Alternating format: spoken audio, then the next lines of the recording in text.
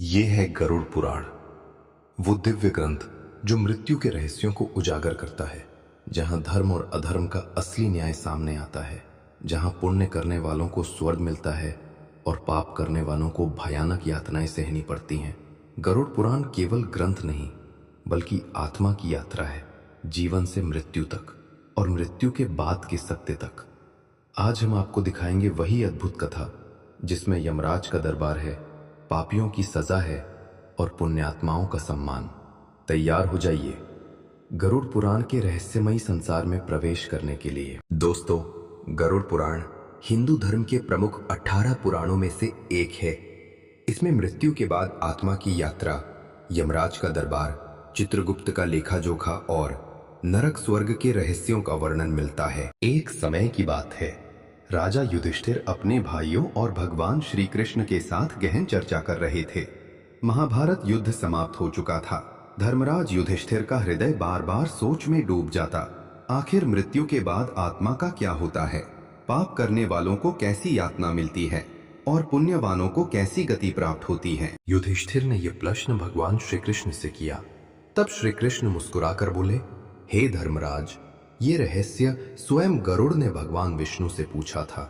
वही ज्ञान मैं तुम्हें सुनाता हूँ, ध्यान पूर्वक सुनो। एक दिन गरुड़ जी ने भगवान विष्णु के चरणों में विनय पूर्वक प्रश्न किया, प्रभु, मनुष्य जन्म पाकर भी अनेक पाप कर बैठते हैं। मृत्यु के पश्चात जब वे यमलोक पहुंचते हैं तो उन्हें किस प्रकार की सजाएं मिलती हैं? कृपा कर ये रहस्य मुझे बताइए।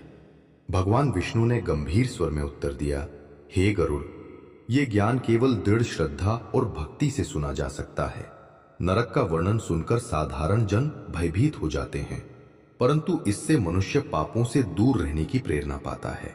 मृत्यु के बाद की यात्रा, जब मनुष्य का प्राण शरीर त्यागता है, तब यमदूत उस आत्मा को पकड़कर यमराज के दरबार में ले जाते हैं। यमदूत बहुत भयानक रूप वाले होते हैं। उनके हाथों में फंदा, त्रिशूल और लोहे की जंजीरें होती हैं। पापी आत्मा उनके आतंक से कांपती है। यमदूत उसे रास्ते भर घसीटते हुए ले जाते हैं। उस यात्रा में कांटेदार जंगल, तपती रेत, भयानक नदियां और अंधकारमय घाटियां आती हैं।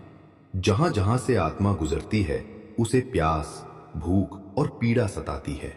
यमराज का दरबार, आखिरकार आत्मा यमपुरी पहुंचती है। वहां चित्रगुप्त अपने लेखे जोखे के साथ खड़े रहते हैं। मनुष्य के जन्म भर के सभी कर्म उनके पास अंकित रहते हैं।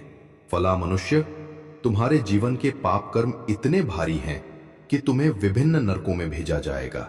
वहां जाकर तुम अपने अपराधों का प्रायश्चित करोगे। फिर यमराज न्याय दे दूत आत्मा को नरकों में घसीट कर ले जाते हैं। हिंसा और हत्या करने वाले, जो मनुष्य बिना कारण पशु, पक्षी या मनुष्यों की हत्या करता है, उसे अंधकूप नरक में डाला जाता है। वहां गहरे कुएं जैसे गड्ढे होते हैं, जिनमें कांटे और जहरीले जीव भरे रहते हैं। पापी बार बार उसमें गिरता है और बार बार वही यातना सहता है। चोरी और लूट करने वाले, चोर, लुटेरे और धोखेबाज आत्माओं को रौरव नरक में फेंका जाता है। वहां आग जैसी तपन से शरीर जलता रहता है और लोहे के कुत्ते उन पर झपटते हैं, शरीर को नोच नोच कर खा जाते हैं। व्यभिचारी और कामुक, जो पराई स्त्री पुरुष के साथ अनैतिक संबंध बनाता है, उसे तप्तकुंड नरक में ले जाया जाता है। यहां अग्नि से भरे हुए कुंड होते हैं, जिनमें पापी आत्मा को धकेल दिया जाता है। उसका शरीर बार बार जलता है, राख होता है, फिर जीवित होकर फिर जलता है। शराब और नशा करने वाले, नशे में डूबे रहने वाले लोग कृमि भोजन नरक में पहुंचते हैं। वहां हजारों कीड़े उनके शरीर को खाते रहते हैं। आत्मा की चीख पुकार से पूरा नरक गूंजता है, पर कोई सहायता नहीं करता। झूठ बोलने वाले और धोखेबाज, इन पापियों को शाल्मली वृक्ष नरक में डाला जाता है। यह लोहे का एक विशाल वृक्ष होता है, जिसके कांटे तेज तलवार जैसे होते हैं। यमदूत पापी को बार बार उस पर चढ़ने को मजबूर करते हैं। उसका शरीर छलनी हो जाता है। माँ बाप का अपमान करने वाले, जो संतान अपने माता पिता की सेवा नहीं करती, उनका अनादर करती है, उसे असीपत्रवन नरक में भेजा जाता है। यहाँ लोहे की धारदार पत्तियों वाले वृक्ष होते हैं। पापी को इन वृक्षों के बीच तोड़ाया जाता है। उसके शरीर के टुकड़े टुकड़े हो जाते हैं। लालची और कंजूस, धन को दूसरों के साथ बांटने से इनकार करने वाले, भूखों को अन्न न देने वाले लोग शुकरमुख नरक में फेंके जाते हैं। वहां जंगली सुअर और हिंसक जानवर उन्हें चीर फाड़ कर खाते हैं। ब्राह्मण, गुरु या देवता का अपमान, ऐसे पापियों को महाराउरव नरक मिलता है। वहां लगातार आग की लपटें उठती रहती हैं और पापी आत्मा उसमें जलती रहती है। स्त्री का शोषण और बलात्कार करने वाले, ऐसे पापियों को तप्त सूर्य नरक में डाला जाता है। यहां सूर्य जैसी जलती हुई धातु की छड़ें आत्मा के शरीर में घुसा दी जाती हैं।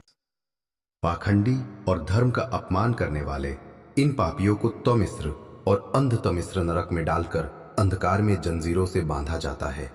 उन्हें भूख प्यास से तड़पाया जाता है और यमदूत लगातार कोड़े बरसाते हैं। गरुड़ जी ने भय और करुणा से भरकर भगवान से कहा, प्रभु, ये ज्ञान सुनकर मेरा हृदय कांप उठा है। मैं संकल्प करता हूं कि सदैव धर्म का पालन करूंगा और अन्य प्राणियों को भी धर्म मार्ग पर चलने की प्रेरणा दूंगा। भगवान विष्णु मुस्कुराए और बोले, यही उद्देश्य है इस ज्ञान का। जो मनुष्य गरुड़ पुराण के नरक वर्णन को सुनता है वो पापों से दूर होकर सदाचार के मार्ग पर चलता है। भगवान विष्णु ने आगे बताया, हे गरुड़, ये सब पापियों की दशा है, लेकिन जो मनुष्य धर्म का पालन करता है, सत्य बोलता है, दान करता है, माता पिता और गुरु का सम्मान करता है, वो नरकों से मुक्त होकर स्वर्ग लोक जाता है। वहां देवताओं के बीच आनंद पाता है और अंततः मोक्ष प्राप्त करता है।